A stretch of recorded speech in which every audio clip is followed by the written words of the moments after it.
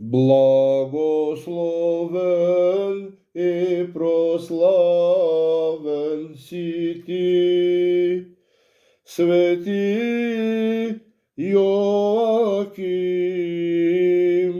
патријарх Трновски, и Твоето свето тјало, и Твоите свети икони, и Твоите свети храмове, и Твоите свети монастири, и Твојата света памет, всякога, сега и завинаги, и во веки веков. Амин.